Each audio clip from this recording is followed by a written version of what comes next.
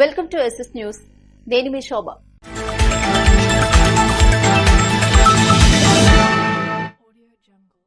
శ్రీకాకుళం జిల్లా Tekkali police station పరిధిలో 4 అంతర్రాష్ట్ర నిందితులను అరెస్టు చేసిన పోలీసులు. టెక్కలి, జలుమూరు, కాశీబుగ్గ, ఇచ్చాపురం పోలీస్ స్టేషన్ పరిధిలో జరిగిన పలు చోరీ కేసుల్లో 4 అంతర్రాష్ట్ర దొంగలను అరెస్టు చేసినట్లు స్థానిక సీఐ పైడయ్య వెల్లడించారు. ఈ మేరకు పోలీస్ స్టేషన్లో మీడియా సమావేశంలో ఆయన మాట్లాడుతూ భువనేశ్వర్ రాష్ట్రానికి చెందిన సిబుదాస్, తరమిరావుతో పాటు వెస్ట్ బెంగాల్ కు చెందిన దిలీప్ రాయ్, దీపంకర్ రాయ్ను అరెస్టు చేసినట్లు తెలిపారు. ఈ నిందితులు మీడియా ముందు ప్రవేశపెట్టారు. ఈ మేరకు సోమవారం నాడు పలాస రైల్వే స్టేషన్ పరిధిలో వీరిని గుర్తించి అదుపులోకి తీసుకున్నట్లు వెల్లడించారు. 6 చోరీ కేసులకు సంబంధించి వీరి వద్ద నుంచి 85 గ్రాముల బంగారం, 5 సెల్ ఫోన్లతో పాటు 7,000 రూపాయల నగదును స్వాధీనం చేసుకున్నట్లు తెలిపారు. మీడియా సమావేశంలో ఎస్ఐ వెంకటేశ్వరరావు పాల్గొన్నారు. హాస్టల్స్ కు బయటి ఆహారాన్ని అనుమతించకూడదు అని జిల్లా కలెక్టర్ స్వప్నిల్ దినకర్ ఆదేశించారు. జిల్లాలో నడుపుతున్న హాస్టల్స్ కు బయట నుండి ఆహారం అనుమతించకూడదని జిల్లా కలెక్టర్ స్వప్నిల్ దినకర్ ఆదేశించారు. మంగళవారం కలెక్టరేట్ సమావేశ మందిరంలో ప్రభుత్వ వసతి గృహాలు, స్వచ్ఛంద సంస్థలు నిర్వహిస్తున్న బాలల రక్షిత గృహాలు, హాస్టల్స్ నడుపుతున్న యజమానులతో ఆయన సమావేశం నిర్వహించారు. హాస్టళ్లు, రెసిడెన్షియల్ స్కూళ్లలో చదువుకుంటున్న విద్యార్థులకు బలవర్ధకమైన ఆహారం అందించాలని ఆదేశించారు. విద్యాశాఖ విద్యార్థులకు అక్షయ పాత్ర నుండి ఆహారం వస్తుందని డీఈఓ కృష్ణ చైతన్య వివరించారు. స్టోరేజ్ చేసిన తాగునీరు వినియోగించకూడదని చెప్పారు. ఆర్ఓ ప్లాంట్లు ఉండేటట్లు చూడాలన్నారు. ఫ్రూట్స్, కూరగాయలు ఫ్రెష్ గా ఉండాలన్నారు. 500 జనాభా లోపల ఉన్న హాస్టళ్లకు కింది స్థాయి అధికారి, 500 జనాభా దాటిన వారికి ప్రత్యేక అధికారి ఉండాలని చెప్పారు. 500 లోపల ఉన్న హాస్టళ్లకు కింద స్థాయి అధికారి, ప్రత్యేక అధికారి ఉండాలన్నారు. సెక్యూరిటీ ఉండాలని చెప్పారు. డోనర్స్ ద్వారా ఆహారం సరఫరా చేస్తున్నది లేనిది ఆరా తీశారు. బయట నుండి ఆహారం తీసుకోకూడదని చెప్పారు. కాలేజీ అటాచ్డ్ హాస్టల్స్ ఉంటేనే నడపాలని వెనుకబడిన సంక్షేమాధికారి అనురాధ కలెక్టర్ కు వివరించారు. మండలాలు, చిన్న కేంద్రాల్లో ఉన్న హాస్టళ్లను గుర్తించాలన్నారు. పీహెచ్సీ డాక్టర్లకు ట్యాగ్ చేయాలని డీఎంహెచ్ఓను ఆదేశించారు. ఎక్స్పైరీ డేట్ చూసుకోవాలని చెప్పారు. ఆహారం కలుషితం కాకుండా చూడాలన్నారు. కిచెన్ వద్ద పరిశుభ్రంగా ఉండేలా చర్యలు తీసుకోవాలని ఫుడ్ ఇన్స్పెక్టర్ మాట్లాడుతూ వాటర్ ట్యాంక్ క్లీనింగ్ చేయించాలని, బయటి నుండి ఆహారం తీసుకోకూడదని వివరించారు.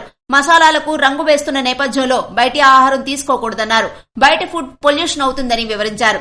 ఎక్స్పైరీ డేట్ అయిపోతే పారేయాలని ఆహార భద్రతా అధికారి జి శ్రీరాములు చెప్పారు.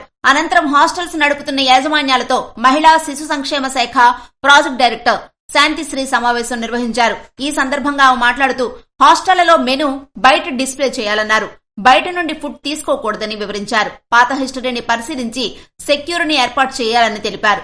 పరిసరాలను శుభ్రంగా ఉంచుకోవాలని చెప్పారు. సందర్శకులు రిజిస్టర్ ఉండాలని తెలిపారు. బీసీ సంక్షేమాధికారి అనురాధ, సాంఘిక సంక్షేమ శాఖ DD, DMHO, residential school coordinator తదితరులు పలు సూచనలు తెలిపారు.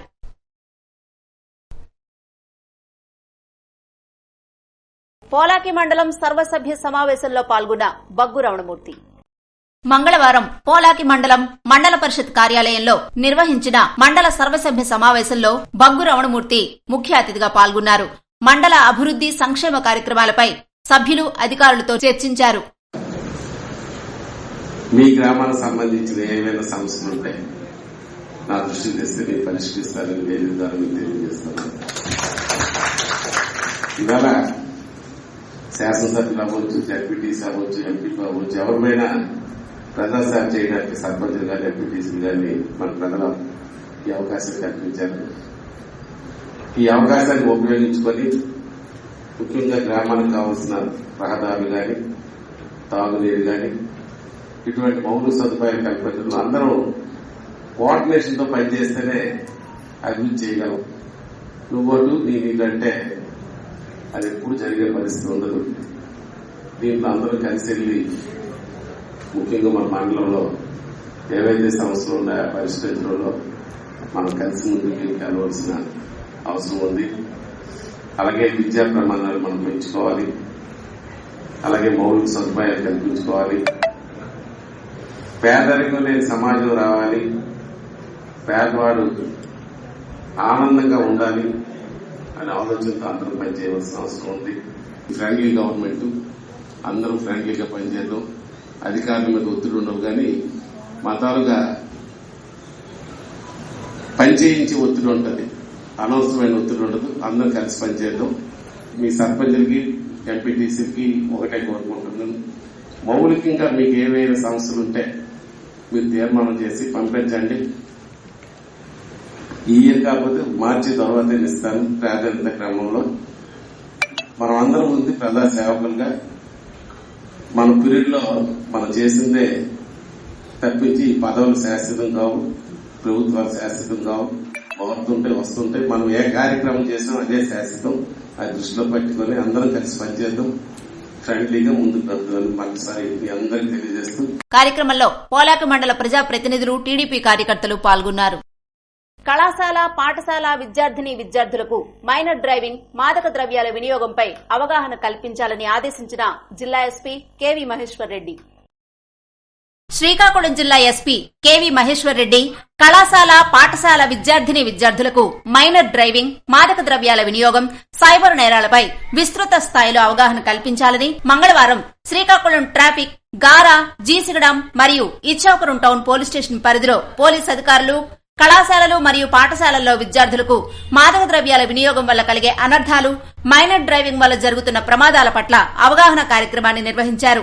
చట్ట వ్యతిరేక కార్యకలాపాలకు పాల్పడితే క్రిమినల్ కేసులు నమోదు చేయడం ద్వారా భవిష్యత్తుపై ప్రభావం ఉంటుందని, డ్రగ్స్, ర్యాగింగ్ నకు దూరంగా ఉండాలని అన్నారు. బ్యాడ్ టచ్, గుడ్ టచ్ విషయంపై ప్రతి ఒక్కరూ అవగాహన కలిగి ఉండాలన్నారు. ప్రస్తుత కాలంలో సైబర్ నేరాలు ఎక్కువగా జరుగుతున్నాయని, గుర్తు తెలియని వ్యక్తులు ఫేక్ సందేశాలు రెస్పాండ్ అవ్వొద్దని సైబర్ నేరాలపై అవగాహన కల్పించారు. ఉన్నత విద్యను అభ్యసించి మంచి ప్రయోజకులవ్వాలని కోరారు. గాలికుంటు వ్యాధి టీకాలను ప్రారంభించిన నడికుదుటి ఈశ్వరరావు. రణస్థలం మండలం జాతీయ పశువ్యాధి నియంత్రణ పథకం ద్వారా గాలికుంటు వ్యాధి టీకాలను రణస్థలం మండలం బంటుపల్లి గ్రామం నుంచి హెచ్చెర్ల శాసనసభ్యులు ఎన్ఈఆర్ ప్రారంభించారు. విజయనగరం పార్లమెంటు హెచ్చెర్ల నియోజకవర్గం రణస్థలం మండల కేంద్రంలో ఉచిత అన్నదాన కార్యక్రమాన్ని ప్రారంభించిన కలిశెట్టి. రణస్థలం మండల కేంద్రంలో జనసేన యువ నాయకులు గొర్లె సూర్య నిర్వహిస్తున్న డొక్కా సీతమ్మ ఉచిత అన్నదాన కార్యక్రమంలో విజయనగరం పార్లమెంటు సభ్యులు కలిశెట్టి అప్పలనాయుడు పాల్గొన్నారు. ఈ సందర్భంగా ఎంపీ అప్పలనాయుడు గొర్లె సూర్యని దుస్సాలతో సత్కరించారు.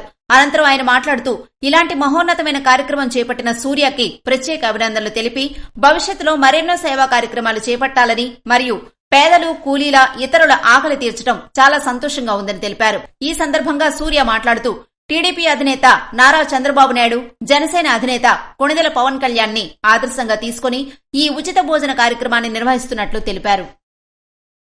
టీడీపీ పార్టీ నాయకులపై దుష్ప్రచారం చేస్తే సహించేది లేదు అంటున్న శాసనసభ్యులు బగ్గు రమణమూర్తి. సోమవారం నరసన్నపేట ఆర్టీసీ కాంప్లెక్స్ సమీపంలో టిఫిన్ షాపు వద్ద జరిగిన సంఘటనకు టీడీపీ కార్యకర్త గణపతిరావు పేరు మీద చేసిన ఆరోపణలపై వాస్తవం లేదని, దీనిపై కొందరు చేస్తున్న దుష్ప్రచారాలపై పోలీసులకు ఫిర్యాదు చేయడం జరిగిందని నరసన్నపేట శాసనసభ్యులు బగ్గు రమణమూర్తి అన్నారు. టిఫిన్ షాపు వద్ద గలాటా చేసిన వారిపై తగు చర్యలు తీసుకోవాలని పోలీసులను ఆదేశించడం జరిగిందని అన్నారు. సోమవారం రాత్రి నర్సన్నపేట కాంప్లెక్స్ దగ్గర టిఫిన్ షాప్ దగ్గర జరిగే సంఘటన చాలా దురదృష్టకరం. అయితే సోషల్ మీడియాలో ఎమ్మెల్యే పిఏగా పెట్టడం జరిగింది. అయితే ఇటువంటి దాన్ని నేను ప్రోత్సహించను.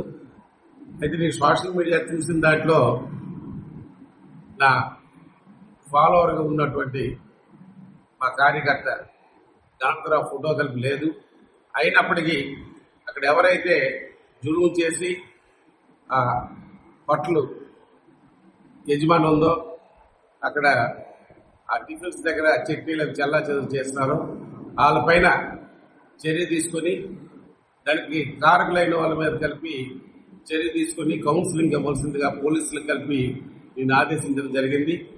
రమణమూర్తి అంటే ఒక నిజాయితీగా ఉంటాడు, ఎక్కడ లా అండ్ ఆర్డర్ ప్రాబ్లం లేకుండా ఉంటాడనే సదుద్దేశంతో నర్సన్నపేట ప్రధానికం నాకు అత్యధికమైన ఓట్లేసి గెలిపించారు.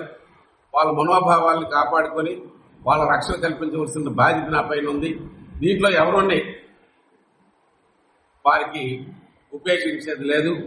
దీంట్లో ఏమైనా ఎవరి పాత్ర, కార్యకర్తల పాత్ర ఉన్నా వారి తరఫున నేను క్షమించమని ఆ యజమానులు కోరుకుంటూ అటువంటిది మరొకసారి జరగకుండా కలిపి చూసుకుంటాను. అది కాకుండా వేరే వాళ్ళే చేసి కావాలని మా మీద బురద జల్లాలని ఈ వార్తని తప్పుడు విధానాలతో సృష్టించినట్టయితే వాళ్ళపైన కలిపి చర్య తీసుకోమని పోలీసులకి ఈ సందర్భంగా కోరుకుంటున్నాను. పట్టణ ప్రజలు ఏ నమ్మకంతోనైతే తనను గెలిపించారో ఆ నమ్మకంతోనే లా అండ్ ఆర్డర్ పరిరక్షించడం జరుగుతుందన్నారు. దుష్ప్రచారాలు చేసేవారిని పోలీసులు కౌన్సిలింగ్ నిర్వహించి తగు చర్యలు తీసుకోవాలని ఎమ్మెల్యే బొగ్గు రావణమూర్తి సూచించారు. పారిశ్రామిక అభివృద్దితోనే ఆర్థిక ప్రగతి సాధించవచ్చని జిల్లా కలెక్టర్ స్వప్నిల్ దినకర్ సూచించారు. పారిశ్రామిక అభివృద్దితోనే జిల్లా ఆర్థిక ప్రగతి సాధ్యమని, అందుకోసం పటిష్ట ప్రణాళికలు రూపొందించాలని జిల్లా కలెక్టర్ స్వప్నిల్ దినకర్ డిఐఇపిసి సభ్యులను ఆదేశించారు.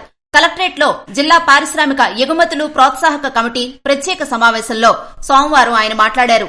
నూతన పారిశ్రామిక విధానం 2024-2029లో భాగంగా ప్రత్యేక సమావేశాన్ని నిర్వహించామని, పరిశ్రమలే జిల్లా ఆర్థిక ప్రగతికి ఆయువు పట్టని, ఆ దిశగా జిల్లాను పారిశ్రామికంగా అభివృద్ది పదంలోకి తీసుకురావాలన్నారు. ఇందుకు ప్రభుత్వం ప్రత్యేక చర్యలు తీసుకుంటోందని, నిరుద్యోగ యువతకు ఉపాధి కల్పించే దిశగా ఔత్సాహిక పారిశ్రామికవేత్తలకు ప్రోత్సాహం అందివ్వాలన్నారు. ముఖ్యంగా ఎస్సీ ఎస్టీ ఔత్సాహిక నూతన పారిశ్రామికవేత్తలను ప్రోత్సహించేలా పరిశ్రమల శాఖ, బ్యాంకు అధికారులు దృష్టి సారించాలన్నారు. పారిశ్రామిక అభివృద్ది పాలసీలను అనుసరించి జిల్లాలో అన్ని సెక్టార్లలో అభివృద్దికి గల అవకాశాలను పరిశీలించాలని వివరించారు. జిల్లా పరిశ్రమల జనరల్ మేనేజర్ జె ఉమామహేశ్వరరావు సంబంధిత వివరాలను సమావేశంలో కలెక్టర్కు వివరించారు. కార్యక్రమంలో వివిధ పరిశ్రమల ప్రతినిధులు, ఛాంబర్ ఆఫ్ కామర్స్ సభ్యులు, Srikakulam RDO CH Rangaiah, GST assistant commissioner Ranimohan తదితరులు పాల్గొన్నారు. ఇవి ఈనాటి వార్తలు. మరిన్ని వార్తలతో మళ్లీ కలుద్దాం. చూస్తూనే ఉండండి SS న్యూస్.